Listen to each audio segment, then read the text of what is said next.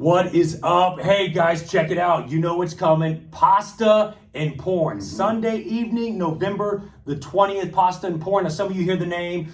Anytime we say the word porn, people get nervous, boy. I'm telling you. And you should, because the word porn, man, that is something that has, it can really change people's lives and impact people's lives. But we also want to stop, and we want to take an evening for men and young men, teenagers, and we are building this conversation around tables. And of course, pasta, hence pasta and porn. And we want to talk about, what does God's word say about pornography, about our sexuality, with everything going on in our culture today. And Don is someone who's run Fight Club here at Engage. And he's been on his own journey, and he has helped a lot of men who are in the battle with this. Now, again, this isn't for somebody who is necessarily struggling.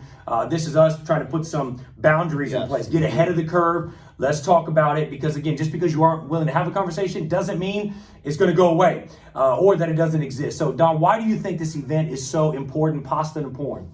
Well, yeah, this event is so important is because the way society has shaped the way sexuality in men is right now, it's just so hard to kind of figure out what the truth is behind it. Yeah. So a lot of things that society thinks that is acceptable, God does not. Yeah. And there's a lot of shame in this situation too as well. So a lot of guys are hiding and they're not having the right, oh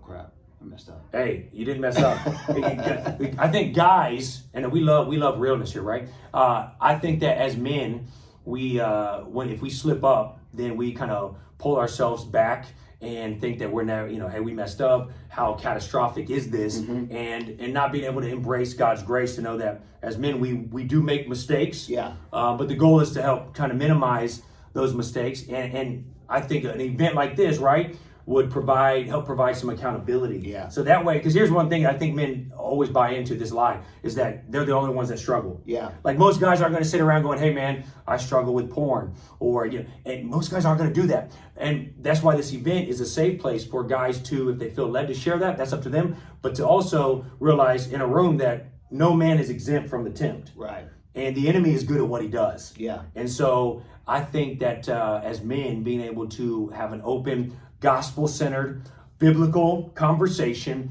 around the topic of pornography, sexuality, is something that can really change lives now and ultimately lives for generations to come. Right. So Right. I don't know, is there anything else that you could think of? Because I think of when we were teenagers, what if something like this was available? My dad didn't necessarily sit down and talk to me about pornography and everything else. You know who did? My friends. And just other shows out there, man. Because back in the day, we used to have to work to find that pornography. Now it's in our hands. It's so accessible right Yes, now. and we have access to excess. And it's like cell phones back in the day. We're talking about that. They ain't the same. I wish cell phones were the same with them camcorders, because people would stop recording everything, right? But it's one of those things where now we have to realize that we have access to excess. Yeah. And we have to decide, what are we going to allow ourselves to excess? And so what would a conversation have been like for you think, if you were a teenager? How would that have helped you growing up into a man? Well, there's a lot of things that I wish I would have known about this, the effects that happen long term. Yeah.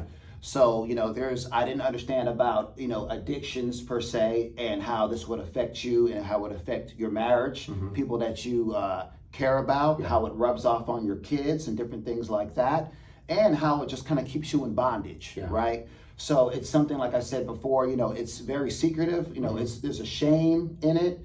You don't want to talk to anyone about it, and you just continue to keep it in the dark, and it just continues to fester and grow. Yeah. And that is the problem. That's why I like what we're doing now, is that we're actually opening it up and having a conversation on a biblical perspective on how we can get around these things and how we can put boundaries in place to kind of help offset this. And hopefully, if you have sons and you want to bring them, you think they're mature enough to come to something like this, please bring them, because we want to, like Doug said, get ahead of the curve on some of these things to make sure that this does not come to be an issue in their life as they get older. So we want to make sure that we talk about these things now and not let society or the friends, be an influence on this without having a godly perspective out there for the people too. So that's good. And here's what I would say. Same thing Don said. Secrecy is the enemy to intimacy. And if we keep things a secret, then we're never going to experience true intimacy. So as men, we want to create a safe place. You don't have to attend Engage City Church. This is about man, just what does the Bible say? So if you go to a different church, you're welcome. If you don't go to church at all, you don't even believe in God at all, well, come hang out anyways. And we're going to talk about this because this impacts all of us. Yeah. And we want to know, what does God's word say about it? And then be able to draw some encouragement from some other men in the room. And again, help our boys. I have 5 sons, and one day you're going to have a son-in-law. Yeah. Yeah, dude. I mean, we may even bring back arranged marriages as well. And so listen, I always ask myself, like, am I if my boys, if I had a daughter, am I the type of guy that I want my daughter to bring home? And so, yeah, man, Pasta and Porn, Sunday evening, November the 20th. You'll see the link. There's no charge, so we're going to feed you. We're going to do some games. We're going to have some time of connection, and then we're going to dive into it, man. We're going to have roundtable discussions, have stories shared, just so, man, we can be encouraging to one another. And our goal is to try to do 3 of these a year. Pizza and porn, pancakes and porn, but out of this, try to grow some accountability groups. And so we are encouraging you to sign up. And again, it doesn't mean that you're addicted. Please know that. We're just trying to stay out in front of this and have some conversations to help some men and some teenagers out as they grow into become men. And so we do this together. Yeah. So with that said, anything else you got? No, just hope to see you there. And we're excited about this opportunity. And like Doug said, it doesn't have to be something that you're struggling with. Yeah.